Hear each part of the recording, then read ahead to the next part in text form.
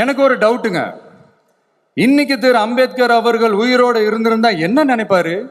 இன்னைக்கு இருக்கிற நம்ம இந்தியாவை பார்த்து அவர் பெருமைப்படுவாரா, இல்ல வருத்தப்படுவாரா, இல்ல அப்படியே வருத்தப்பட்ட எதை நினைச்சு வருத்தப்படுவாரு? இன்னைக்கு நம்ம நாடு முழு வளர்ச்சி அடையணும்னா ஜனநாயகம் காக்கப்படணும். அந்த ஜனநாயகம் காக்கப்படணும்னா அரசியல் அமைப்பு சட்டம் காக்கப்படணும். அதுக்கான பொறுப்பு, அந்த கடமை நம்ம ஒவ்வொருத்தருக்கிட்டையும் இருக்கணும்னு தோணுச்சு.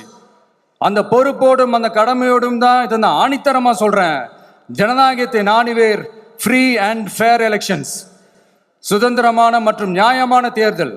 தேர்தல் நியாயமா நடக்கலன்னு நான் சொல்ல வரல, பட் சுதந்திரமாகவும் நியாயமாகவும் தான் தேர்தல் நடக்குது அப்படிங்கிற அந்த அசைக்க முடியாத நம்பிக்கை நம்ம ஒவ்வொரு இந்தியனுக்கும் இருக்கணும்னு தோணுச்சு.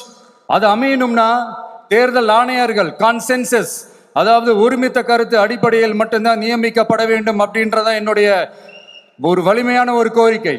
ரெண்டாவது, ஏப்ரல் 14 அண்ணல் அம்பேத்கர் அவர்களுடைய பிறந்த நாள்.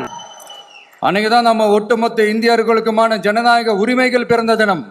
அதனால அந்த டேட்டை இந்தியாவோட ஜனநாயக உரிமைகள் தினமா அறிவிக்கணும் அப்படின்றத என்னுடைய இன்னொரு தாழ்மையான ஒரு வேண்டுகோள்.